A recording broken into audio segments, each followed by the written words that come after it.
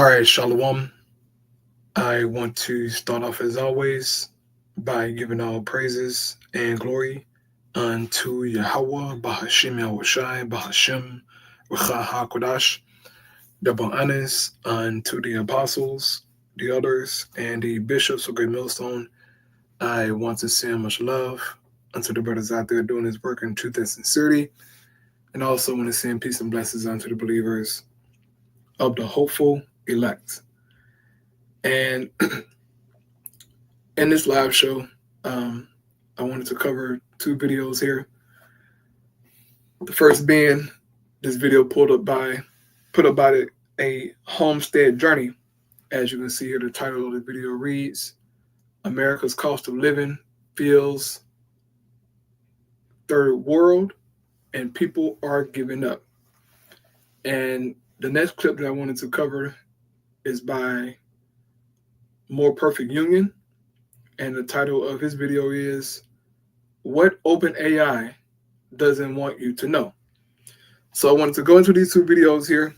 I really wanted to play probably all of this video, but I want to play some of this video as well, just to highlight some things on what's happening here in America and the truth about this society, okay? If you get on social media, for the most part, people on there, they portray themselves as these wealthy individuals. Life is good. They have no worries. They have no stresses. Always partying and turning up. But social media is not reality, okay? You can fake your life on social media, man. People do it all the time. But in the real world, we're seeing horror. All right, we're seeing people living on the streets. I mean, all kinds of things, man. Okay? It's bad out here. And these things are a sign of a fallen empire, a fallen society, man. Esau's world. Okay? Everybody's stressed out and poor, man. For the most part, most people are poor and stressed out, overworked, underpaid. All kinds of bodily issues and pains, man, aches. It's terrible. But Babylon is falling. This is why everybody crying out. The wickedness of America has caught up to her. All the bad decision making of these Edomites has come back to bite them. Okay? And not everybody feeling it. Jake been feeling it, Jake been catching hell. All right, for the most part. Jake know how it feels to be at the bottom. Who doesn't know how it feels is Esau here in America. For the most part, they don't know how it feels to be at the bottom, okay? To be homeless and all these things. That's not most Edomites' reality. But a lot of them are feeling it, man. And other heathens, okay? But I'm talking about Esau because this is his society. This is his empire, man. He has control. So he's the one to blame and the one to point out. But Americans are catching hell, man, on every side.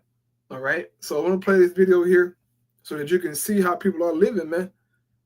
This is real life, bro. It's scary that this is happening, but hey, Babylon falling, man. Shit, what you expect? It's going to get worse, okay? This is just a beginning of it. It's going to get worse. So here we go. Make sure my audio is good here. Apparently way worse than they were during the Great Depression. Well, it's not just inflation anymore. It's practically an epidemic. And in 2025, surviving in America obviously is getting harder by the day, and millions of people are feeling it. So let me get this straight. We can't afford rent because rent prices are increasing so much to push us out to buy homes. But the interest rate is so high, you can't buy a home. And also you're not going to get funded for a home because of your debt to income ratio. So then what? And then homelessness or houselessness is becoming criminalized. So then what? I don't understand.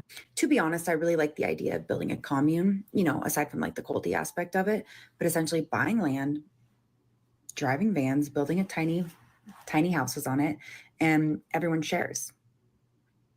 Hey everybody, my name is Tyler, and because of the out of control inflation that we're having in our country right now and rent prices being over $1,500 a month, I have been outpriced at the rental market, and I live here in my car full time, and I wanted to give you a brief tour. So starting with the bed here, it is a 3-inch memory foam mattress topper, super comfortable. I have about 4 layers of blankets, which keeps me warm, especially right now we've got 20-degree weather at night, so it's pretty cold. Moving over here, I have my cooler. I've had a few people tell me I'm not supposed to have this cooler because I live in my car, but it actually was a birthday gift last year for my 30th birthday, and I just can't part with it. I absolutely love it. Keeps all my food cold and fresh for days. I absolutely just adore this cooler, so I'm not going to get rid of it. And in the back there, you can see I have 2 really comfortable pillows. I'm currently living in a storage unit. My landlords decided not to renew my lease this year, and the apartment that I applied for won't be open until October 1st. I have family here in town. Imagine bringing your side project to life just by thinking about it. Meet Base 44. But here I am, living in the storage unit. And the bad part is your access gets denied after 10 p.m. So if I am to leave right now, I wouldn't be able to get back in. Here's my setup. I got my bed right here. Don't come at me. I'm literally living in a storage unit, bro. And how I lock myself in here to ensure that no one comes in here is I use this rope and I put it under my TV stand. And that makes it to where this door can't open from the outside. I've also dummy locked it to where it looks like someone isn't in here and they've got their shit locked up. So when the employees walk by, they don't know I'm in here. Slowly getting back to my feet, Moving into our new space. We can pretty much live in here during the day, and then at nighttime, you can't sleep in here, so we gotta go back to the tent. Storage is right next to our tent. It's amazing. And it's climate controlled. Huge. It's absolutely huge. And we're finally gonna have a space to set up all our nice stuff. I'm tired. You ready to get this left? My tomato. A little bit. I haven't wanted ice water so bad in my life. Taking all of this stuff out of our tent, put it into this new storage. It's just gonna be a living space. There's not even gonna be storage. Barely. Tell me how we got this fucking weird wall. I'm putting stuff on it. I'm gonna make it my little artwork. We can have a camera in here set up. Oh shit. And I like that this is open. Yeah, I know, yeah. Put up like Christmas lights. Bro, they are excited to live in a storage unit, bro. Just think about that. I mean, it's better than living out in a tent, but they are excited about staying in a storage unit, bro. That's crazy, right? But this economy is so trash, most people can barely get on their feet, bro. Most people living check to check. It's hard. Okay, you miss a day at work, shit, you damn near behind. You put yourself, bro. If you miss work, bro, you put yourself behind back. Every day at work counts. Every day that counts, bro. Because if you don't go, it's gonna be hard, fella.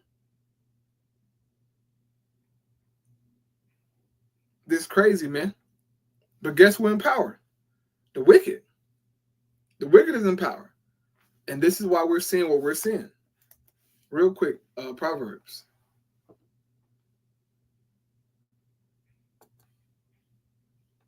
Hold on. Let's go to Proverbs. I think it's 10 or 11. Hold on. Real quick. Before I get the precept that I want. I think it's 11.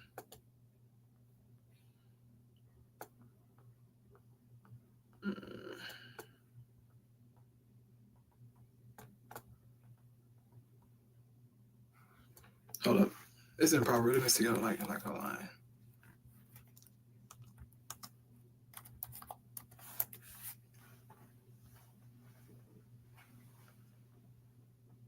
Real quick. I see Proverbs. No.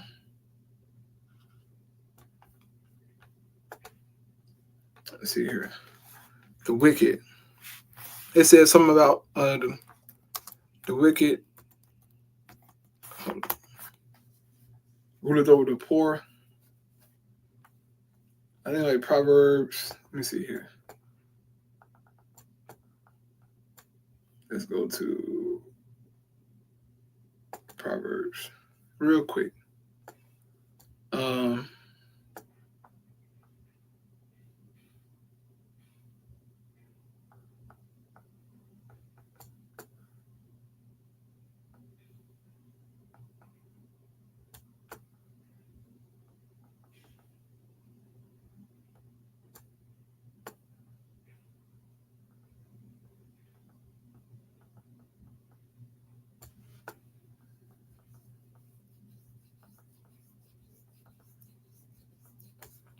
It preaches in my mind real quick. Let me see here.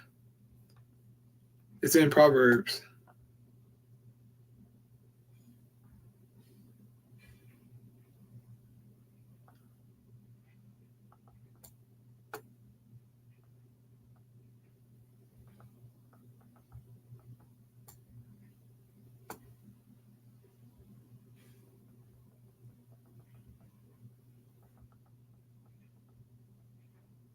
Oh, well, yeah, this is a good one, but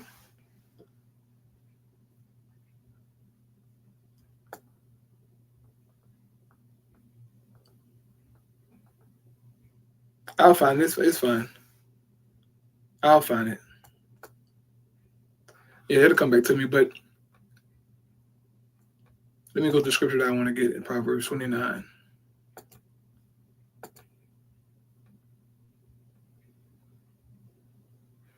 Here we go. Proverbs 29, verse 2, it says, when the righteous are in authority, the people rejoice. But when the wicked bear rule, the people mourn. And this is the state of Babylon, America. Okay? The wicked is bearing rule. So it's hard out here, man. These devils they ain't finna share no wealth with nobody. Okay, these elites, bro, they're not finna share no wealth with these people. They could give a damn if everybody was homeless. They don't care. They do not care, bro. Babylon is finished. Okay? This is a big 7-Eleven toilet. That's what America is, man. All right? A big toilet. And it stinks. Okay? It stinks. But hey, it's prophecy. It is prophecy, bro. You know? They don't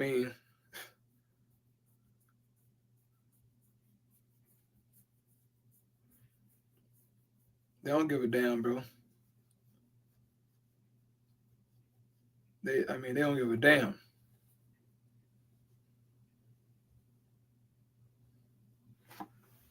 Yeah, Proverbs. Here we go.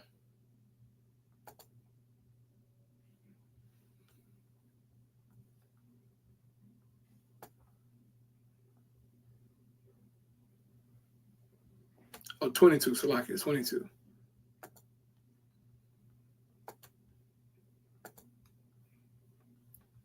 Just real quick.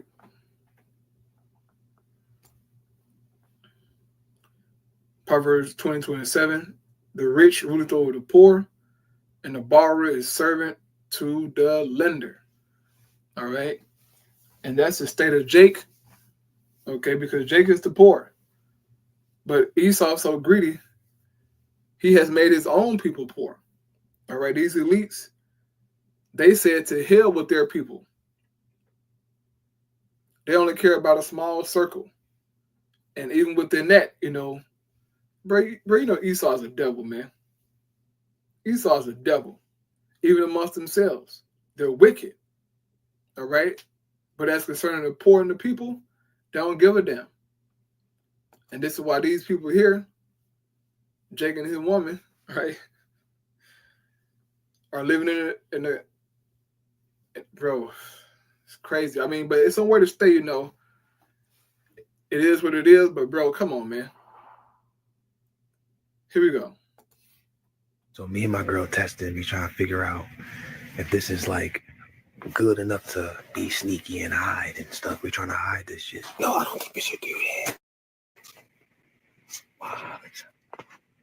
But, man, we want to let people know that you can get back here. If this was completely blocked off, then that means someone's behind the boxes. They're for making noise and stuff. Like, you see what I'm saying? We don't want that. We want people to know that, okay, somebody's back there. You can see the gap.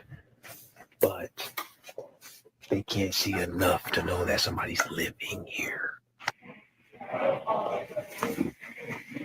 If somebody was to come over here, they don't know nothing.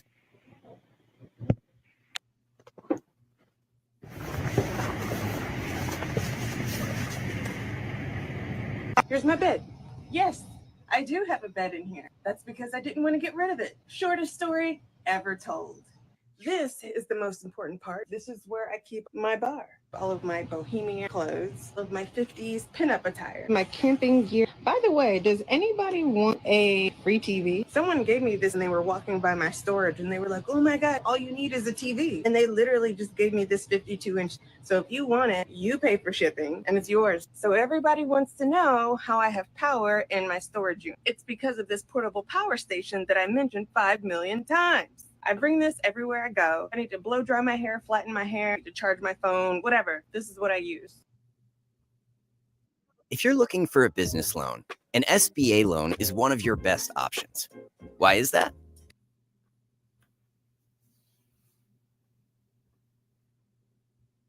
If you're single right now and you got a car and a job, whenever your lease up, go sleep in storage for a year. Sleep in your car for a year and stack up your cheese, stack up your bread. A lot of people ain't gonna tell you this, but if you really want to get ahead of the game, you gotta do some shit that you know everybody else is not doing. You know what everybody not doing? Not playing the game. Everybody waking up playing the game, early getting by, paying a whole lot of bills, constantly going into debt, trying to figure out how to save money. The only surefire way to save money is if you downgrade your life by 99%. And 99% of our life is paying rent. Imagine you not paying $1,500 in rent for the next 12 months and you're able to save up most of your money. This is if you're single now. Because most of the time, we barely be at home anyway. Most of the time, when you wake up, you go take a shower at LA Fitness. Take you a shower. Now, Jake giving advice, man. You know, on how you save your money in Babylon. This is crazy as hell. That you would have to go and do that just to save your money. So that you can go spend it on some more stuff, you know. Hey man, Babylon finished, bro. Okay. This place is done. Morally, spiritually. All right, the economy is done. The infrastructure is done. The president is a damn fool. This is a joke, man. America is a joke. And people on the outside looking at us like, bro. I mean, even on TikTok, man, people in other countries are always clowning America, man. Always. They see how bugged out shit is here, bro. They see how bad things are in this country. Okay? And these are just signs of a declining empire. Now I went to Grok and I asked Grok a question. I asked him, I said, what are the signs of a declining empire? Right? Pretty easy question. It says, a declining empire often shows a mix of internal and external signs that signal its weakening grip on power. And we're seeing this with America right now. It says stability and influence based on historical patterns and insights from discussions on the web and X. Here are the key indicators, right? So you're going to name a few key indicators. It says internal signs, economic stagnation or decline, over reliance on unsustainable revenue resources, e.g., a colonial exploitation or debt, coupled with inflation, currency devaluation, or mismanaged resources, right? That's a big thing. Esau ain't finna, bro. Esau ain't trying to really give you nothing, bro. To be honest, he hate that he got to give you something. He don't want you to have no resources, bro. And this new MOTB system, right?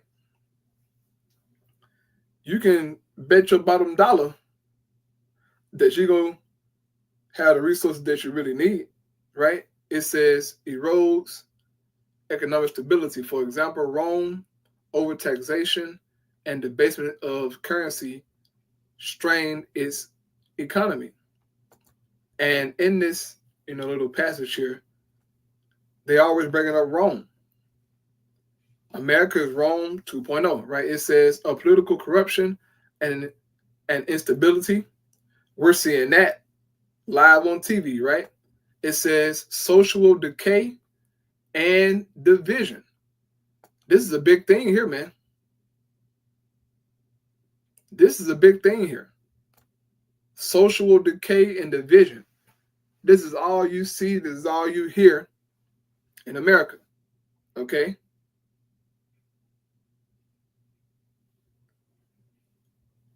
This society is it's trash, man. You can't go nowhere, hardly anywhere, and it's a decent spot. Unless you go off in a park in the woods somewhere by yourself. But other than that, bro, it's decay everywhere, right? Divisions everywhere. It says moral and cultural decline. You got to expound on that part. Right? It says a perceived erosion of traditional values, right? Which traditional values in this society has become a thing of yesteryear. Okay. Most people don't value traditional values, which is pretty much biblical values, right? Woman being under the man, women being at home and not out about in the streets, being loud and all disruptive. It's like you. I mean, it's bad out here, bro. And this is why the dating scene, right? The dating scene is a horrific place. Horrific. Okay? You get in these dating streets, man, and you find out quick, right? Okay, yeah, I probably need to stay single. I probably need, so you might get you a bone here and there, but bro, it's bad. These new women got new ideas and these new standards to date them. I mean, wild, right? It says excessive decadence, concept societal resilience. Historical examples include Rome's indulgent elite or the late Ottoman Empire's stagnation and innovation. More decay, right? Then it says infrastructure neglect. Babylon's infrastructure is trash. trash out here. Okay? Isaiah 14 speaks about that, right? The decay of Babylon, her infrastructure, right? It says over-reliance on military or missionaries. It says dependent on external forces or an overstretched military to maintain order often makes internal weakness, as seen in Rome, use of Germanic mercenaries. And we know that America's military is overstretched, right?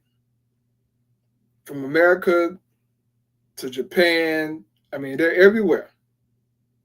Because Esau trying to control and run the world, in which he has that power right now. But everything is on a decline, man. It's bad. All right? And these Americans are a sign of that.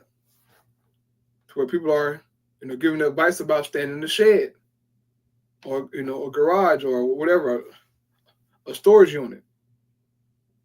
It's that bad. All right? But moving on here, man. Okay, to the main video that I want to get to about OpenAI. Very good video here. No, I can speed it up. But a very good video says what OpenAI doesn't want you to know. Here we go. Fair use. The 9 people on stage are shaping global artificial intelligence policy. Representatives from America, the European Union, global tech giants. A year ago, the question was how to make AI safely work for people. Now, America's answer is clear. That's optional. The AI future is not going to be won by hand-wringing about safety. I was in the room during JD Vance's speech, and it did really feel like a shift in the entire space around AI regulation. Right now, AI systems are deciding who gets medical care, loans, job interviews, often illegally, and no one's watching, which is exactly what the tech industry wants. Now, the most powerful companies in the world are mounting an unprecedented lobbying push to make sure it stays that way. State lawmakers could soon be barred from regulating artificial intelligence for the next decade. I guess shocked is the wrong word. More horrified, right? And they're calling it a favor. The biggest risk could be missing out. But here's what the executives don't want you to know. Why the rush? Why buy influence at every level of government? Why risk dismantling legal protections that took decades to build? Because behind the promise of a golden age for humanity, they're hiding something much more cynical. About 6 years ago. Yeah, what they're hiding is ultimately the mark of the beast. They ain't hiding it, but that's the end goal. And we know because of all the legislation that they passed, the things they're building, what they're talking about, they're getting ready for the MOTB, bro. Here we go. A health insurer worked with hospitals to use AI to determine patient care. The algorithm saw less money spent on Black and poor patients and concluded they needed less care. This wasn't a lab experiment, but something deployed across 200 million Americans. We have laws that make this illegal. In fact, we have a whole bunch of rules to protect people from all sorts of abuse. Antitrust laws to keep powerful businesses in check, protections for consumers and children, rules that keep your medical records private, civil rights, labor protections, equal opportunity, intellectual property. And resting on top of this imperfect foundation is us, society. But right now, companies are using AI in ways that break these laws. And most of the time, nobody knows until the damage is done. Much of what we know is the product of, whistleblowing or investigative journalism or independent research, rather than companies doing their due diligence and making sure that in the first place, they're complying with the laws that we already have. That's Sarah Myers West. She previously advised the Federal Trade Commission on artificial intelligence. The way that AI's opacity works is that it makes it harder for us to seek accountability. Artificial intelligence executives tend not to talk about this. Instead, we hear stuff like this. We can cure all disease. We can travel to the stars. We have like unlimited power. To be clear, there are some really promising. Right. They got to sell it to you like that so that you can accept it, you know? Cure diseases, travel to the stars, you know? Explore the universe with an AI. That's not what it's for. They want to integrate AI into society, man, for control. That's what it's for. It's about control, man. This is what the Apostle John told us in Revelation chapter 13.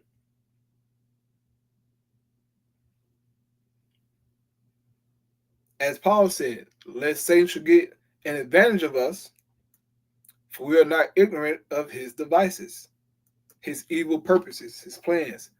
We have the answer, man. We know the outcome. That's the beauty of being a prophet, of being a believer, okay? Having an understanding, we know what it's going to lead to. Most people are up in the air about this stuff. We're not. We're telling you what Esau is going to do before he do it. Because we have the Lord's playbook, all right? An insight to the future. But they're getting prepared, man. Applications of AI, but the biggest ones are in the future. Here's what we know is happening right now. Amazon hoarding recordings of your kids indefinitely. Your biometric data being harvested and sold to police departments. Companies rejecting job applicants based off of facial analysis. Health insurers are accused of using AI to mass reject medical claims. Landlords may use it to collude around rent prices. There's probably more. We don't know because there's no federal laws that require companies to tell us what's actually going on. So that's where the state stepped in. Right now, states like California, Colorado, and some others are considering bills that sort of address AI. Brian Merchant covers technology. He's been watching Silicon Valley's AI push from the beginning. These bills, according to Brian, it's basic stuff. Follow the law, be transparent about AI use, common sense guardrails to ensure AI is subject to the same rules as everything else. Then in May, something changed. Buried deep in Trump's big, beautiful budget bill was a provision. Now, the tax bill bans states from regulating AI for a decade. I guess shocked is the wrong word. More horrified, right? It's pretty clear that the end game, if they're successful, is just no rules, no meaningful regulations around AI at all. After weeks of negotiations, Republicans ultimately dropped the ban. Just the fact that the Republicans and Silicon Valley are willing to sort of team up to try to do this, I think is worrying enough, and it's sort of a sign of what's to come. How does an industry manage to exert so much power that it could make it illegal for state and local governments to govern them at all for a decade? Follow the money, and that's really all you have to do. That's Ruman Chedhari, former AI envoy for the State Department. Used to run Twitter's ethical AI team, past tense, because Elon Musk fired her. Since ChatGPT triggered the current AI gold rush, 5 major tech companies have poured over $100 million into lobbying the federal government. But there's more to it. We talk a lot about lobbying. There are also other ways in which companies influence what happens in the policy space. Major tech companies bankroll academic research, steering the whole field. This was not necessarily maliciously done, right? This comes from the fact that these companies have so much more money than academic institutions. In some ways, they're richer than the government. Foundations within this community have funded interns or full-time staff in Senate and congressional House offices around the US as public interest technologists.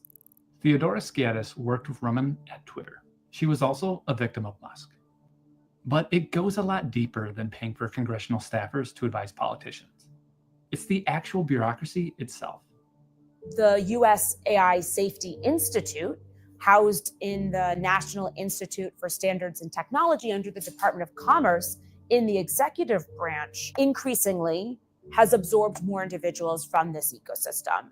All of this influence, the lobbying, the academic funding, the staffing pipeline, it's having exactly the effect they want. I started this reporting focused on Texas. Policy experts told me that Republicans there were working on a fantastic AI bill.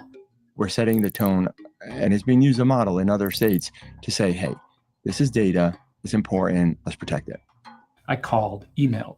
None of the sponsors would talk to me about it. Then a few weeks later, this happened. Representative Giovanni Capriglione is celebrating the success of his omnibus artificial intelligence bill. But the bill was completely rewritten, gutted. A former FTC lawyer told me that it gave the industry exactly what they wanted. Politicians are falling in line, but the public? People want more AI regulation, not less, by almost 3 to 1. And when you've spent that much money and people still think you're full of there's only one move left. We're in a race with China. And my view is if they're going to be killer robots, I'd rather they be American killer robots than Chinese.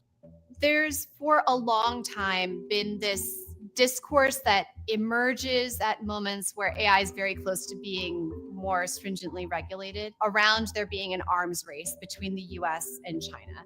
Be afraid. Well, yeah, that's an excuse. They're going to, use the China propaganda, to scatter people. And pretty much they want the people to say, hey, outdo China, all right? Which, hey, man, if you've been paying attention, bro, okay?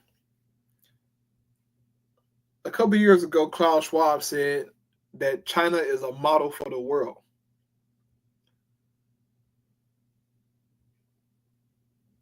Because of how they do things. Facial recognition, credit score, right? Digital currencies. Klaus Schwab loved how the Chinese government, right, does things. And they pretty much want that kind of system throughout all these governments. That's coming to America. It's hard to fathom because of how we live life over here. But that kind of power, those kind of regulations coming here. And it's going to get uncomfortable because of what we're used to, okay? It's going to be very uncomfortable, bro.